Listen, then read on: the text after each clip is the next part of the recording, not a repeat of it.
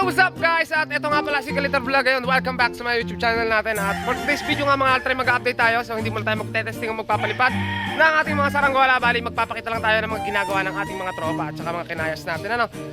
Basta yung kabuuan mga Kalitar ng saranggola dito sa amin ngayon. So ito nga pala guys yung kaganapan natin ngayon. Bali, nandito nga pala si Luigi guys. At ito nga pala si Luigi. So kung nakamustahin natin. Miss Luigi, kamusta ka na? Ayos lang. So ano ba yung binubuo mo ngayon? Vietnam ano? Vietnam Kite? Vietnam Kite na may ulo guys. So ito nga pala guys yung saranggola ni Luigi. Ayan. So sa mga gustong matuto mga Kalitar ay panoorin nyo yung mga tutorial natin. Dahil marami na tayo diyang upload sa ating YouTube channel. Bali ito nga pala mga Kalitar yung dulo ng saranggola ni Luigi. Maganda na yung pagkakahubog. Kinulang lang sa sikang. Ayan mga Kalitar.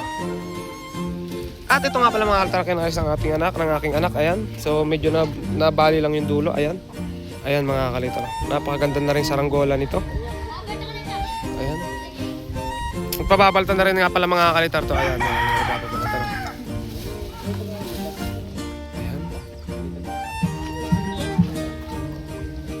So sila yung nga pala mga Kalitar ay bago yung lighter kong yan ha. Ayan si Leo. So sila yung nga pala mga Kalitar ay nagagawa rin ng kanya saranggola. At ito nga pala yung saranggola ni Leo. Ito guys, ito. So, ito nga guys yung mga saranggola na binubuo sa ngayon. At marami pa mga Kalitar tayong papakita. Ayan nga pala guys yung binubuo mga Kalitar ni Leo. So, isa siyang puwet di palayok. At napakaganda rin mga Kalitar ng pagkakahulman ng baskagan nito. Dahil hubog na hubog mga Kalitar. Hubog na hubog ang papagayo ni Leo.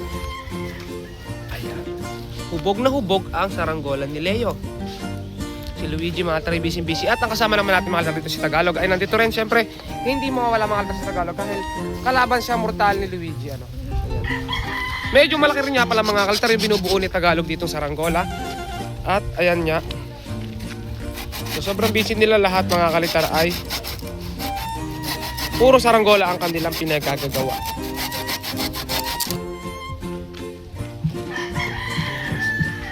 So sa bandang gawin naman natin dito mga Kalitar sa may likuran ay nandito si Ami at gumagawa siya mga Kalitar ng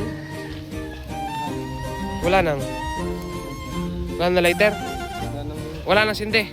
Ayan. Ubusan nga pala lighter mga Kalitar kaya ayun. Sisindi mo na. Tayo sumindi ka. Maghanap ka dyan ng parang nandyan yung orange. Si Ami nga pala guys yung nagpapabalat dito at ito nga pala yung ginagawa ni Ami. Sa pagpapasok nga pala mga Kalitar ng katulay, ganyan lang yung gagawin ninyo. Huwag nyo masyadong didiinan para hindi mabutas. Medyo tubal lang nga mga Kalitar kasamahan ang kamay ng ating kasamahan dahil napakagabok talaga dito sa amin. Medyo tubal na rin mga Kalitar si Leo. Hindi pala hindi. Ang ganda ng balbas ni Leo guys. Binata na. Dating hindi rin ko rin mga Kalitar na magkabalbas at magkabigot pero hindi talagang tayo pinagbigyan. So ayan si Luigi guys.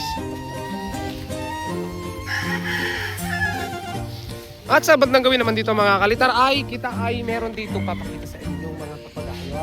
So ito nga pala guys yung saranggola natin na saranggolang basta mga saranggola. So ito nga pala mga Kalitar ginawa ko nung nakaraan at ito ay ibinalik sa atin sa kadahilan ng pinalalagyan ng sumba. Kasi yung sumbang nakakabit dito ay nabali na. At meron din nga pala dito mga Kalitar na ito mga Kalitar. Itong pula nga mga Kalitar ay gawa ni Ami. Ayan. Napaka-quality. At meron din nga pala tayong lawi na gawa ko mga Kalitar. Sobrang haba nga ng pakpak nito at wala pang pabalat. Ayan. Sa may bandalikod naman mga Kalitar ay meron ditong ginawa ang aking ama. Pumatak na ang aking lawin guys. Buti na lang mga Kalitar merong nakasangkalang itim. Ayan. So hindi natin mabuklat yung nasa likod. Pero may dipalayok dito sa likod na gawa ko rin. Ayan. Ayang dipalayok na yan guys nasa may likod. Ayun.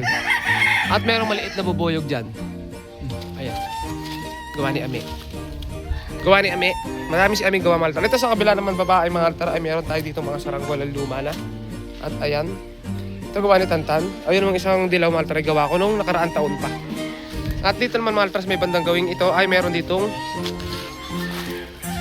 saranggola na paro-paro. Ayan. Medyo malaki nga pala yung paro-paro natin guys. At talaga namang may kahabigatan ding hilahin.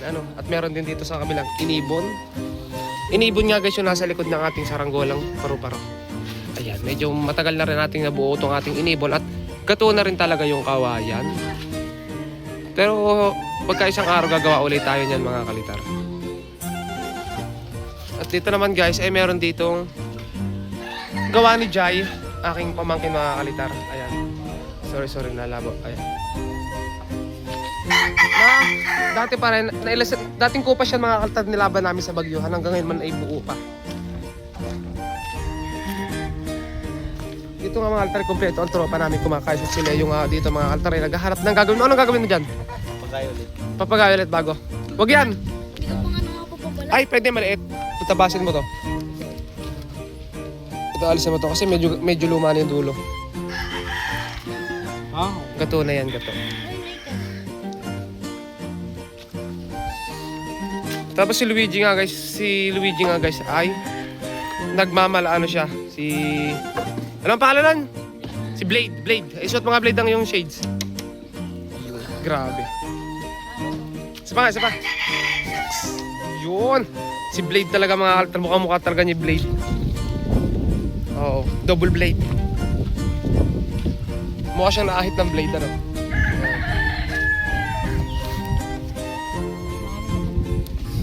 Habang nagagawa nga si Luigi, nangungulangot sa 6 minutes. 6 minutes na nga yung videos natin pero kailangan natin umabot sa 10 minutes kaya papakita natin kung paano magpabalat si Leo. Karito nga lang mga kaltar magpabalat. Inuuna nga pala mga kalitar, depende pala sa inyo. Pero ang inuuna talaga dito ni Naami at ni Leo, ang pinakadulo ng pakpak magkabila. Ayan. Sobrang busy nga ni Leo mga kalitar ay sa paggagawa ng saranggola. Medyo mabalahibo na yung mukha ni Leo guys. Napapansin niyo, binata na si Leo. At ganyan lang mga kalitar nga yung pagpaso. Ano?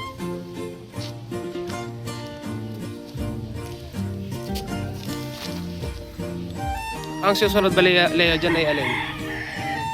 Ito daw po ito na ang susunod mga kalitar.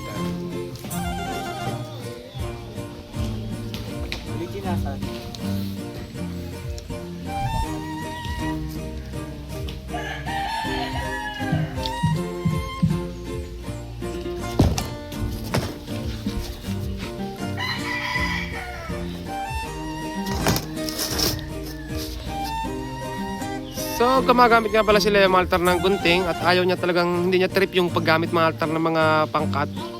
Gunting talaga yung ginagamit nila guys.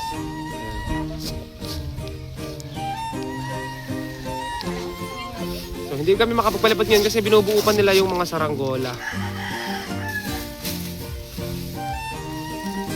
Na kanilang ibebenta, ano.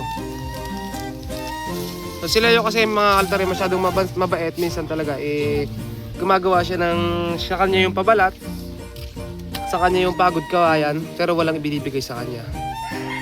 Pero ngayon, natuto na si Leo. Si Leo ay natuto na. Dahil hindi pa naman talaga pinagmamadali mga kalitar itong mga gawain namin at gawain nila, kahit hindi pa namin to testingin ngayon, ano. Kapag papabukas na namin.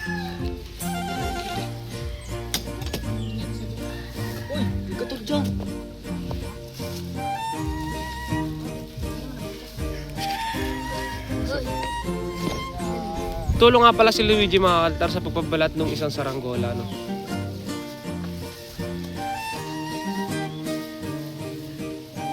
At si Ami naman mga kalitar ay nagmumuni-muni muna.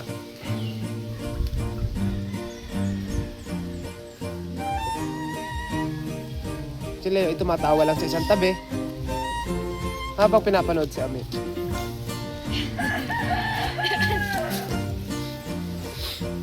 Suot mo shades mo para ano, makita mo yung papasuin. Para ka nagwi-welding ah. Para nagwi-welding ano. Grabe.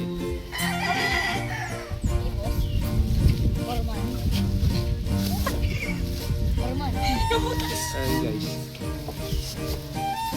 Isang windy. Windy dito. Sige, palit niya. Bilhin niya. Layo ka, nasa lupa na ano. Dapat sa dulo niyo, sayang pabalat oh. Dapat dinulo niyo na din eh. Ikat mo yan. Kakat niyo pa, ibutas na. Oh. Ikat mo yan. Yung hati sa Masyado silang... Tago na yun. Sayang din yan. Wala nga mga oras kanina.